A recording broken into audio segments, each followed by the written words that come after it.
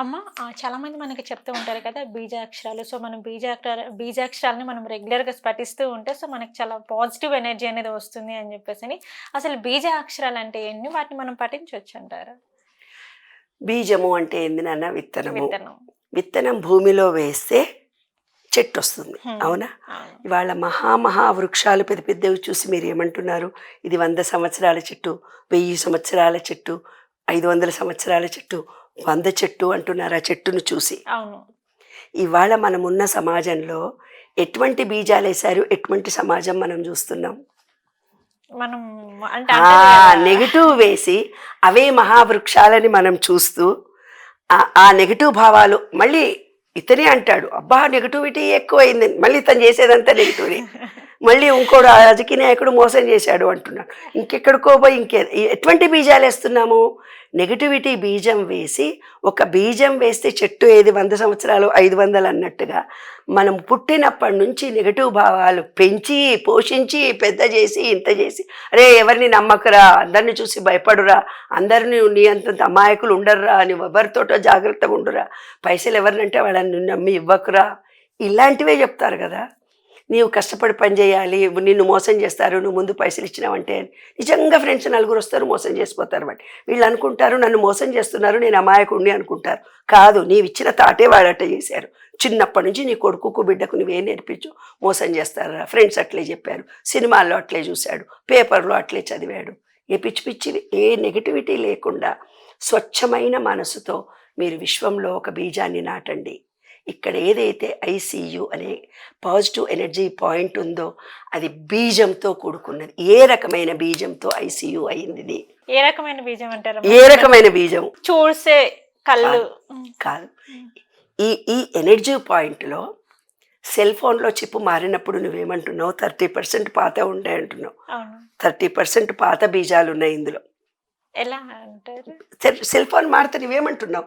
ఈ పాత cell phone నుంచి కొత్త సెల్ ఫోన్కు చిప్పు మార్చావు, 30% పాత ఉంటాయి మేడం, మిగతా అన్ని డిలీట్ అయిపోయినాయి అంటున్నావు కదా. అవునవును, నీవే చెప్తున్నావు కదా, సెల్ ఫోన్లో 30% పాతే ఉంటాయి, మొత్తం డిలీట్ అయిపోయినాయని. అట్లా ఈ చిప్లో 30% నీ పూర్వజన్మ అనుభవాలు, జ్ఞాపకాలు, చెత్తా చెదారం ఉంది.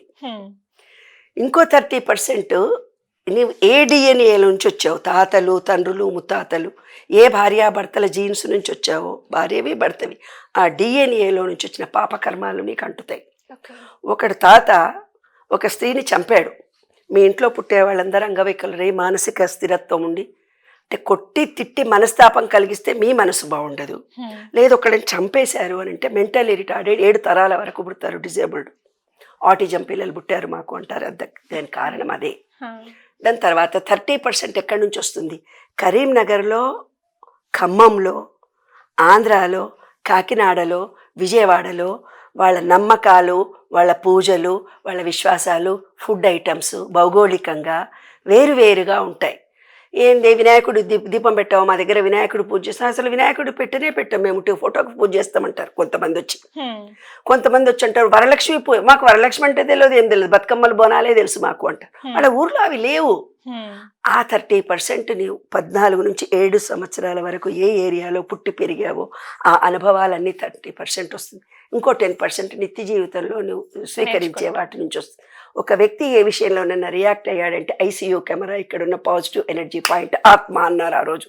దాని పేరు ఆత్మ పెట్టారు, నేను ఐసీయూ ఎనర్జీ పాయింట్ అంటున్నా. అదే రియాక్ట్ అవుతుంది. ఒక వ్యక్తి రియాక్ట్ అయ్యాడంటే కరీంనగర్లో పుట్టిండు గట్లనే మాట్లాడతాడంటాం. లేదంటే ఇంకెక్కడ వాడు యూఎస్లో వరకు వచ్చిండు, వాడికి ఇవన్నీ పట్టింపులు లేవు అంటాం.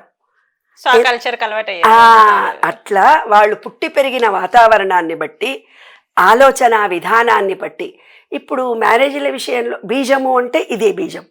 ఈ బీజము అనేది నీవు ఏ రకంగా వేస్తే అదే వృక్షాన్ని నువ్వు చూస్తావు, అదే ఆలోచన, అదే నీ జీవితంగా ఉంటుంది, అదే నీవు ఆలోచించి మాట్లాడి రియాక్ట్ అయ్యే వ్యవహారం, అదే బీజం. అదే ఇక్కడ పడ్డది. ఇప్పుడు నా పేరు నిర్మల, నువ్వు నీ సెల్ ఫోన్లో హిందీలో కొట్టుకున్నావు, తెలుగులో నిర్మలా నిర్మలా నిర్మలా అని ఇంగ్లీష్లో కొడతారు, అది హిందీలో ఉంది అది. అట్లా నీ పూర్వజన్మలో నువ్వు వేసుకున్న భాష ఏంటి అది బట్టి. మొన్న ఒక బస్సు కాలిపోయింది, 3 బస్సులు కాలితే ఇట్లాంటివే జరుగుతాయని నేను చెప్పాను. ఈ విశ్వంలో ఆ ఎనర్జీ ఉంటుంది. అలాంటివి 2, 3, 4 సంఘటనలు తిరిగి జరుగుతాయి. ఈ విశ్వంలో ఎనర్జీ తిరుగుతూనే పోతుంది. సేమ్ థాట్ ఫీలింగ్ జరిగి సేమ్ థాట్ ఫీలింగ్ అవే బీజంతో కలిగి ఉన్నటువంటి మనుషులు అదే వేవ్ లెంత్ ఉన్న వాళ్ళని తప్పకుండా ఆకర్షిస్తుంది. మరి అదే కదా మొన్న ముస్లిమ్స్ అంతా సౌదీలో మరి పూజ కోసమే పోయారు, వాడు భక్తి కోసమే పోయారు. అయినా అక్కడ జరిగింది ఏంటి? ఈ వేవుల లెంత్ విశ్వం మొత్తం వ్యాపిస్తూ పోతుంటుంది. కానీ ఈ డౌట్ ఉండిపోయిందమ్మా, ఎందుకంటే చాలా మంది తీర్థయాత్రల కోసం వెళ్తారు, కానీ వెళ్ళిన తర్వాత ఏంటంటే మీరు చెప్పినట్టుగా ఇలా యాక్సిడెంట్లు అవుతాయి కాదు, యాక్సిడెంట్స్ అవుతాయి అనే భయంతో డ్రైవర్ స్టార్ట్ చేస్తాడు. ఆ బస్సు కాలిపోయింది, నేను కాలుతానో ఏమో, నేను కూడా తాగేపోతుంటాను, నేను కూడా టెన్షన్ తోటే పోతుంటాను, నాకు కూడా నిద్రమత్తు వస్తుంది. నెగిటివిటీని ఫీలింగ్తో సహా విశ్వంలోకి అది జరుగు తీరుతుంది. ఎలా ఒక ఉదాహరణ చెప్పాను, చాలా ఛానల్స్లో చెప్పాను, మళ్ళీ అదైతే ఈజీగా మీకు అందరికి అర్థమవుతుందని చెప్తున్నా. ఒక భర్తకి భార్య అంటే చాలా ఈగోగా ఉంటుంది. దీని కాళ్ళిరి ఎప్పుడన్నా పడితే గానీ నాకు గౌరవం ఇయ్యదనే ఫీలింగ్ అతనిలో ఉంటుంది. ఆమె చాలా పెద్ద పోస్ట్లో ఉంది, ఎమ్మెల్యేనో ఎంపీనో ఏదో పోస్ట్లో ఉంది. కారు డైరెక్ట్గా తీసుకెళ్లి గోడకేసి గుద్దుతాడు వాడు, తెలియకుండా దాన్ని కాళ్ళిర కొడతాడు. ఎందుకు? అతని సబ్ కాన్షియస్ మైండ్ అంతా ఎప్పుడు ఈగోతో ఉంది, ఫీలింగ్ తో సహా నింపుకున్నాడు. ఆమెకే గౌరవిస్తున్నారు, ఆమెనే అందరూ ఆహా మేడం ఉందా మేడం ఉందా అని అంటున్నారంటే వీడికి ఇక్కడ మండిపోతుంటది. దాన్ని ఎట్లనన్నా కొన్ని రోజులైనా దాన్ని కాళ్ళిరిగి పడిపోతే అప్పుడు సార్ అన్న ఎంబడబడతారు. అతను తెలియకుండా యాక్సిడెంట్ చేస్తాడు. అతనికి నిజంగా ప్రేమ ఉంది, కానీ అతని మేలు ఈగో అడ్డం వచ్చింది కాబట్టి పెళ్ళాన్ని యాక్సిడెంట్ చేస్తాడు. యాక్సిడెంట్లో ఫలానా ఎమ్మెల్యే గారికి కాళ్ళు ఇరిగినాయి అని మీరు పేపర్లో చూస్తారు. అది జరిగిన థాట్ బీజం. ఎక్కడ పడ్డది బీజం? అది బీజం అంటే రిలేషన్ లో కూడా బీజం అనేది కనెక్షన్ ఉంటుంది. ఏ విషయమైనా నీ లైఫ్ లో ఇవాళ జరిగిందంటే ఆ బీజం నీలో లేనిది జరగదు. ఈ విశ్వంలో భార్యాభర్తల గొడవలు జరిగినా, ఆస్తి పంపకాలు జరిగినా, రియల్ ఎస్టేట్ జరుగుతున్నా, టీవీలలో వస్తున్నది ఏదైనా ఒకటి జరిగిందంటే అంతరంలో అలా జరుగుతుందనే ఫీలింగ్ ఎక్కువ మంది ఇవ్వడం మూలంగానే జరుగుతుంది. ఒకడు సూసైడ్ చేసుకోవాలనుకుంటే ఇంకోటి కూడా సూసైడ్ చేసుకుంటాడు, సేమ్ ఫీలింగ్స్ ఉన్నవాడు. ఎందుకంటే ఆ బీజం విశ్వంలో ఉంటుంది. సేమ్ థాట్ ఫీలింగ్ ఉన్న ఆ భూమిలో నాటుతుంది, అదే జరుగుతుంది. అలాగా ఒక ఇల్లు కాలిపోయినప్పుడు చాలా కాలిపోతాయి. ఒక బస్సు డాష్ ఇచ్చి మంటలు వచ్చినప్పుడు అలాంటి మంటలే వస్తాయి. ఒక బస్సు నీళ్ళల్లో పడిపోయినప్పుడు 10 బస్సులు పడతాయి. ఆ వేవ్స్ అలా ఉంటాయి విశ్వంలో. కాబట్టి ఏదైనా ఏ బీజాన్ని కానీ ఏ థాట్ ఫీలింగ్తో సహా మీరు విశ్వంలో ఇవ్వకండి, అదే మీ జీవితం అవుతుంది. కాబట్టి పాజిటివ్ థింక్ చేయండి, పాజిటివ్గా ఉండండి. అదే విశ్వ నియమము, అదే విశ్వ రహస్యము. ఏ థాట్ను మీరు ఇస్తున్నారో, థాట్ అంటే ఎప్పుడూ విశ్వం ఒకే తీరుగా ఉండదు నాన్న, ఎనర్జీ లెవెల్స్ మారుతూ పోతుంటుంది. నీవు ఇవాళ నువ్వు ఏదో నెగిటివిటీ ఇచ్చినావు, రేపొద్దున నీ బాడీ ఫిజికల్గా హార్మోనల్ ఇంబ్యాలెన్స్గా అనారోగ్యంతో ఉన్నప్పుడు ఆ థాట్ ఫీలింగ్ ఏదైతే ఇచ్చావో, నీవు వీక్గా ఉన్నావో, విశ్వంలో ఎనర్జీ మారగానే అప్పుడు నిన్ను అటాక్ చేస్తుంది. ఏ బీజమో నువ్వు నాటావు కదా ఎప్పుడో, ఆ బీజం ఇవాళ యాక్ట్ అవుతుంది. కాబట్టి ఏదైతే నీవు ఇస్తావో అదే నువ్వు తిరిగి పొందుతావో. అదే విశ్వనియమంలోని విశ్వరహస్యం. బీజము చాలా జాగ్రత్తగా వేయాలి. బీజం అంటే ఆలోచనని ఏ విధంగా నువ్వు నాటుకుంటావో ఫీలింగ్తో సహా వైబ్రేషన్ ఉంది. కాబట్టి వేవుల లెంత్. ఒకళ్ళకి కష్టాలు ఎందుకు వస్తాయో తెలుసా నాన్న? బుడి రాగాలు పెట్టి ఎక్కెక్కి ఏడుస్తూ ఫోన్లు చేస్తూ, ఎక్కడొక్కడే ఊరికే మాట్లాడకండి, ఊరికే ఏడుస్తూ నాకు ఎందుకే పొద్దునే ఫోన్ చేస్తారు అంట. వాళ్ళు పడుతున్నది ఎంత బాధనో నాకు తెలుసు, కానీ నేను ఆ మాట ఎందుకంటాను? వాళ్ళలో పాజిటివిటీ తీసుకురావాలి. ఎగ్జాక్ట్లీ. ఎప్పుడైతే మనము అది చిన్నది అనే భావనను మనం ఎక్స్ప్రెస్ చేస్తాము అంటే వాడు తీసుకునేదాన్ని బట్టి ఉంటుంది.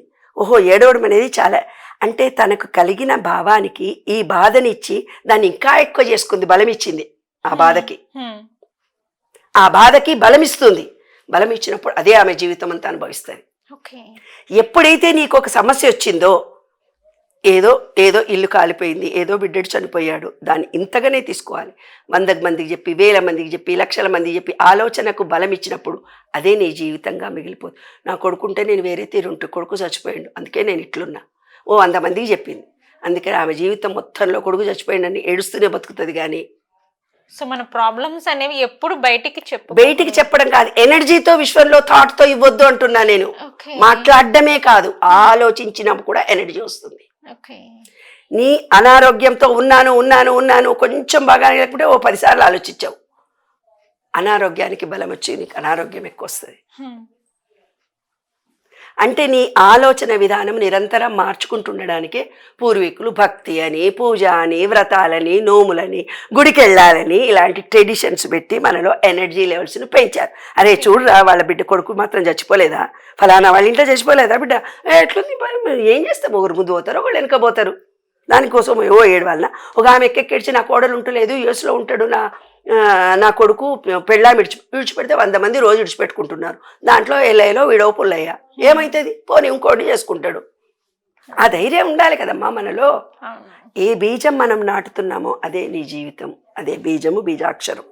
ఓకే ఓకే అమ్మా, ఈరోజు ఇంటర్వ్యూలో అయితే చాలా చక్కటి విషయాలు, అలాగే చక్కటి విషయాలు నేను చెప్పను, చాలా మంచి విషయాలు అయితే మాకు తెలియజేశారు. నమస్కారం అమ్మా. నమస్తే అమ్మా.